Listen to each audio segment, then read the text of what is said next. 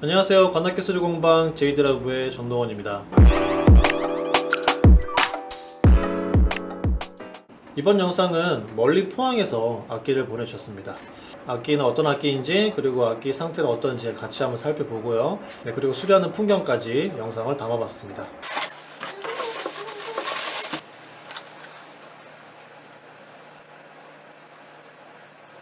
악기는 부페 크람퐁이라는 클라리넷으로 유명한 프랑스의 회사이고, 그 부페 크람퐁에서 만든 이베트라는 악기입니다.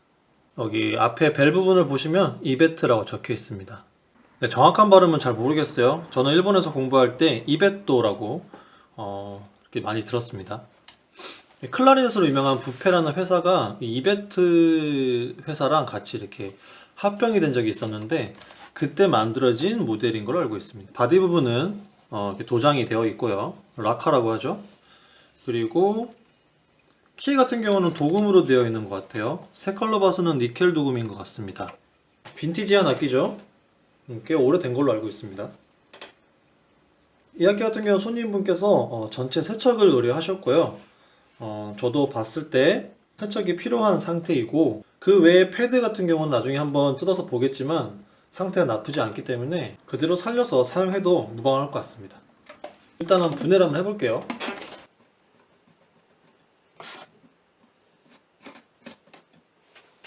키 튜브 안에 들어있는 로드가 엄청 기네요. 위에서부터 여기 B플랫 키까지 같이 연결되어 있습니다.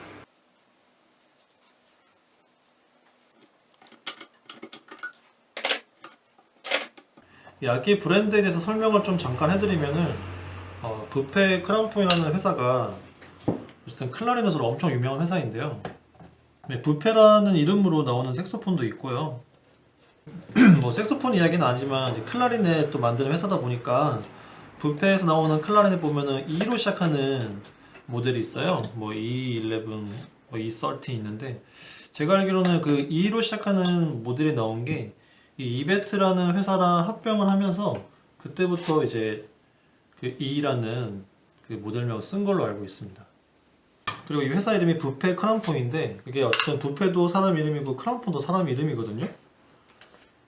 근데 우리나라에서는 그 메이커 이름을 얘기할 때 부페라고 얘기하고, 일본에서는 그 메이커 이름을 얘기할 때 크람퐁이라고 합니다.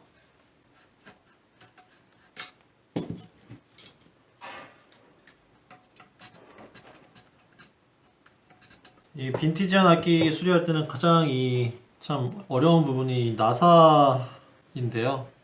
나사가 오래돼서 안 빠지는 경우가 진짜 많습니다. 제 영상 중에 아마 방문하시면 제일 첫 번째로 나오는 영상에서 오래된 나사 제거하고 다시 새롭게 나사 가공해서 붙이는 영상이 있는데요. 그때도 제가 말씀드렸다시피 이 나사가 안 빠지는 경우 참 난감합니다. 지금 이 악기도 마찬가지인데요. 일단 뭐 잘 안 빠지는 경우는 여러 가지 방법을, 모든 수단과 방법을 동원해서 빼고 있습니다.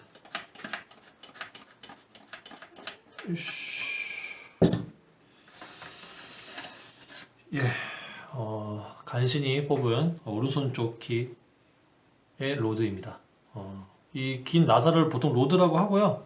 뭐 그 나사죠, 긴 나사. 네, 보통 악기가 이제 바디가 있으면 이제 이렇게 여기가 이제 벨 부분에서 U자관이죠. 이렇게 연결이 되어 있죠.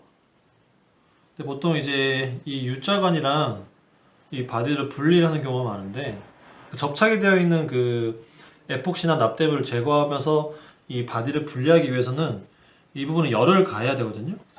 보통 이런 토치로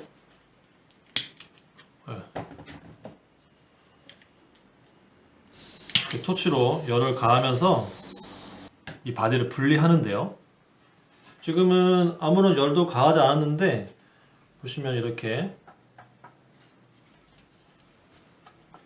좀 까딱까딱거리죠? 이렇게 까딱까딱거린다는 것은 뭔가 접착이 잘 안 되어 있다는 뜻입니다. 제대로 봉합이 되어 있어야지 정상적인 그 기능을 발휘하기 때문에 이번에 떼어낸 다음에 다시 제대로 접착을 하도록 하겠습니다.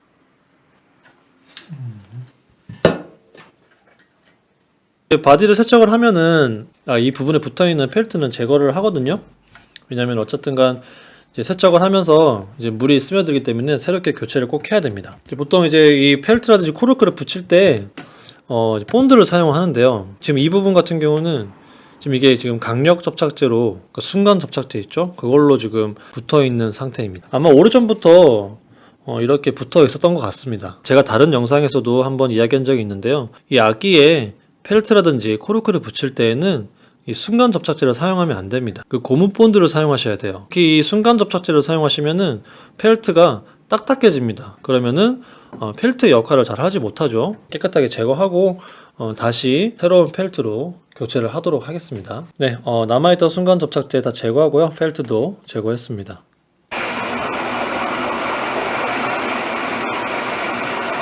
네, 전체 수리인 경우에는 뭐 패드도 떼어내고 다 코르크도 떼어내고 이제 전체적으로 세척을 하지만 이번 수리는 전체 수리가 아니고 세척만 하는 과정이기 때문에 이 패드가 붙어있는 상태에서 이렇게 물에다 담궈서 이렇게 세척을 할 수 없죠. 그렇기 때문에 다 일일이 손으로 합니다.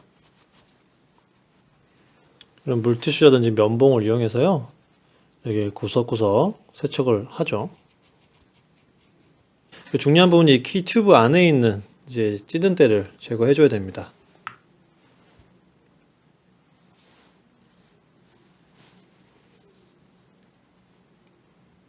그렇죠? 엄청나죠?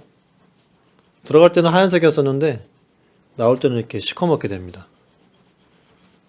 근데 원래 키 오일이 처음에는 투명한 색이지만은 이렇게 시간이 지나면은 이렇게 검게 변하는 건 어쩔 수 없는 것 같아요. 자동차 엔진 오일 같은 느낌이라고 보시면 될 것 같습니다. 그래서 주기적으로 한번 교체를 해주는 것도 나쁘지 않다고 봅니다.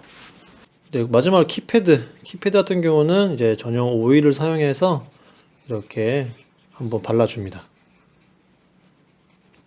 패드에 세척도 되고요. 패드에 이물질이 많은 경우에는 이제 이물질을 제거하고 오일을 바르고요. 네. 이 패드 같은 경우는 아직 오일을 바르지 않은 상태이고요. 이건 지금 방금 오일을 발라서 좀 세척을 해둔 겁니다. 훨씬 느낌 틀리죠? 네. 키 튜브 안에 들어가는 긴 나사도 세척을 다 했습니다. 깔끔하죠? 네. 전체적인 세척이 다 끝났고요. 네, 이전보다 훨씬 많이 깨끗해졌죠? 기름때라든지 침때를 제거하는 데 집중했고요. 네, 이런 데 보시면 이제 녹이 좀 이렇게 쓸어 있잖아요. 이런 녹 같은 경우는 다른 녹 제거 작업을 해야 되기 때문에 세척만으로는 지워지지가 않아요. 이번 악기 같은 경우는 세척만 의뢰하셨기 때문에 녹 제거는 따로 하지 않도록 하겠습니다. 제 채널의 영상 중에 녹 제거 영상이 몇 개 있어요. 네, 그러면 세척 작업은 끝났고요. 이제 키 세팅을 하도록 하겠습니다. 보통 대부분의 악기는 이 G샵 키가 단독으로 이렇게 붙어 있는데, 이 악기 같은 경우는 이 레, 미, 파, 파샵, 그리고 G샵 키까지 이 5개의 키가 같이 하나의 이 로드로, 하나의 긴 나사로 이렇게 붙어 있습니다.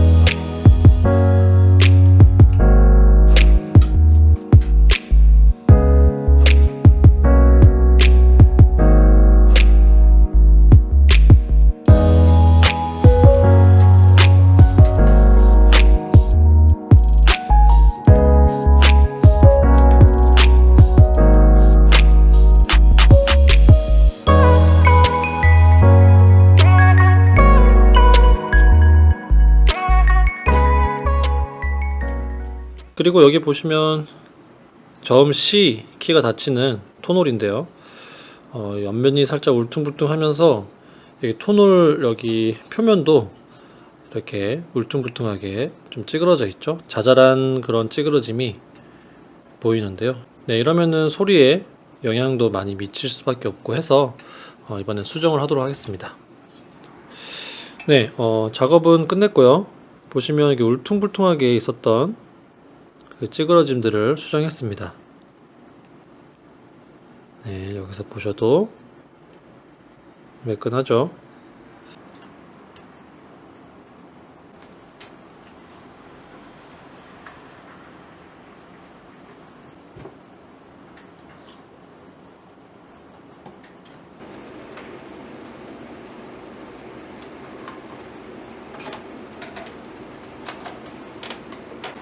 네, 이렇게 해서 모든 작업이 다 끝났습니다. 일단 인그래밍이 심플하고 깔끔합니다. 그리고 키 메커니즘 같은 경우는 빈티지 악기임에도 불구하고 그래도 좀 편안했어요. 그리고 테이블 키 같은 경우도 그렇게 누르는데 불편함이 없고요. 대신 이 B 플랫이 조금 더 밑에 있는 것 같아요. 그래서 전체적으로 테이블 키가 좀 밑에 있음으로 해서 스몰샵 키 같은 경우는 상관없는데 여기 C 플랫 같은 경우는 좀 더 밑에 있다는 느낌이 드네요. 최종적으로 체크할 때는 이제 제가 불어보면서 체크를 하기 때문에 좀 전에 몇 번 테스트를 해봤는데 소리 아주 잘 나네요. 저 같은 경우는 악기 테스트할 때는 이 셀마 피스를 많이 사용합니다. S80 2호 사용하고 있는데요. 보통 연주할 때는 다른 피스를 사용하는데 이 악기 테스트할 때는 항상 셀마를 사용하는, 개인적으로 좀 더 객관적으로 악기 소리를 좀 느낄 수 있는 것 같아서 저는 셀마 S80을 사용하고 있습니다.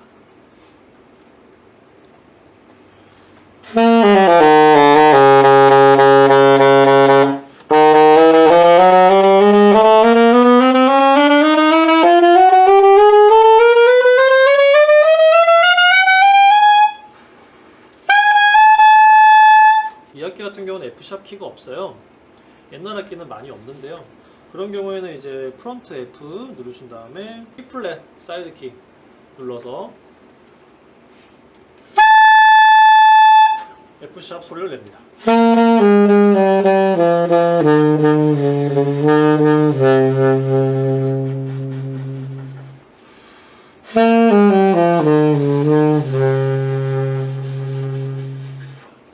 서브톤도 잘 나고요.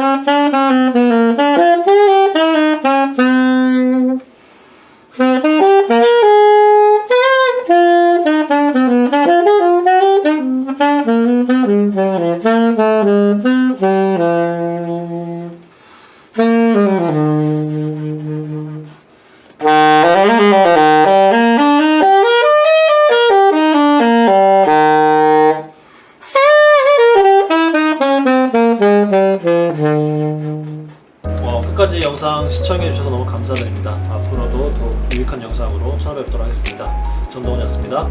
감사합니다.